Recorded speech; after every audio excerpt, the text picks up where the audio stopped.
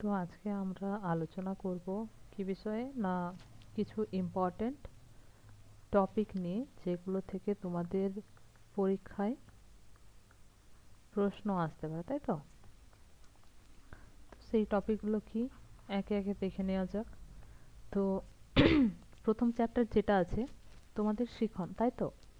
তো শিখনের এখানে শিখন, পরিণমন, মনোযোগ, এই তিনটে বিষয় একটু ঠিকঠাক করে দেখে যেও। তারপরে আসছে শিখন কৌশল। শিখন কৌশলের এইখানে কতগুলো থিওরি তোমাদের মনে রাখতে হবে, যেমন প্রাচীন অনুবর্তন, সক্রিয় অনুবর্তন, প্রচেষ্টা ও ভুলের শিখন, অন্তর্দৃষ্টিমূলক শিখন। তারপরে কি, তারপর হচ্ছে বুদ্ধি, ব্যক্তিত্ব ও সৃজনশীলতা।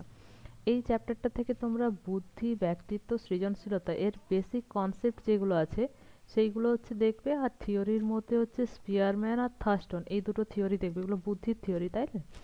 তাই তো? তারপরে তারপরে আসছে কি না, মানসিক স্বাস্থ্য। মানসিক স্বাস্থ্য থেকে কি কি পড়বে? তোমরা যেহেতু কৈশোরকালের শিক্ষার্থী, তো কৈশোরকালের চাহিদা, আচরণগত সমস্যা, অপসংহতিমূলক আচরণ নিরাময়ে পিতামাতা ও শিক্ষকের ভূমিকা, এই টপিকগুলো একটু ঠিকঠাক করে দেখে যেও। তারপর হচ্ছে মানব কল্যাণ।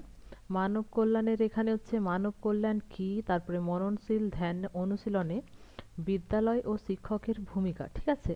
তারপরে মানসিক স্বাস্থ্য ও মানব কল্যাণে জীবন দক্ষতা। এখানে WHO মতলব হু, ওয়ার্ল্ড হেলথ অর্গানাইজেশন, হু এর হচ্ছে নির্দেশিত 10 ধরনের জীবন দক্ষতা সম্পর্কে তোমরা জেনে যেও। তারপর হচ্ছে শিক্ষাগত প্রযুক্তিবিদ্যার ধারণা, তাহলে শিক্ষা প্রযুক্তিবিদ্যা, শিক্ষাই প্রযুক্তিবিদ্যা, শিক্ষাই প্রযুক্তিকরণ, এই তিনটে বিষয় একটু ঠিকঠাক করে দেখে যেও।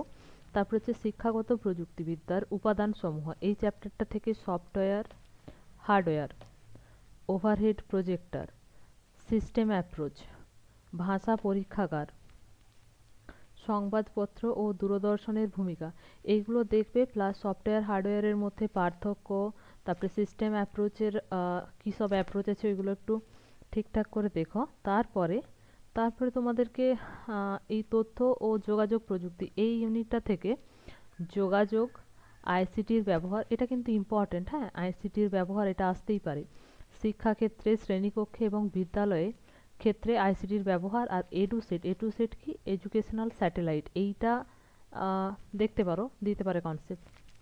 এরপরে স্ট্যাটিস্টিক্সের মধ্যে, স্ট্যাটিস্টিক্সে তোমাদের যে পোর্শনটা থাকবে সেখানে দুটো টাইপের আসবে। একটা ওপরটা থেকে হয়তো mean, median, mode, ST, histogram, polygon, এই চারটা, মানে অপশন এ যেটা থাকবে এখানে এই কটা থাকবে। আর অপশন বিতে হচ্ছে প্রোডাক্ট অথবা র্যাঙ্ক থেকে দেবে, ঠিক আছে? প্রোডাক্ট অথবা র্যাঙ্ক থেকে দেবে, কিন্তু অনেকেই তোমরা প্রোডাক্ট বা র্যাঙ্ক করতে চাইবে না, কেন কি ওখানে ক্যালকুলেশন অনেক বেশি থাকে। তাহলে তোমরা এই এই যে অপশন এ যেখানে মিন, মিডিয়ান, মোড থাকবে, মিন, মিডিয়ান, মোড, এগুলো ঠিকঠাক করে হচ্ছে একটু প্র্যাকটিস করবে। আর এসটি আশা করা যায় তোমাদের দেবে না, কারণ এসটি করতে গেলে ক্যালকুলেটরের দরকার, তোমাদের ক্যালকুলেটর নাও দিতে পারে। হিস্টোগ্রাম, পলিগন, এগুলো একটু ঠিকঠাক করে দেখে যাবে। কিন্তু সব থেকে এগুলো প্র্যাকটিস করলেও আমার মনে হয় সব থেকে বেশি ইম্পর্টেন্ট হচ্ছে মিডিয়ান, তোমাদের মিডিয়ান দিতে পারে, ঠিক আছে? এর পরের দিন থেকে আমি প্র্যাকটিস সেট নিয়ে আসবো, তোমরা ডেলি একটা করে প্র্যাকটিস সেট হচ্ছে আহ, দেখো করে, তোমাদের পরীক্ষা ভালো হবে, ঠিক আছে? আজকে এই পর্যন্তই, রেখে দিচ্ছি তাহলে।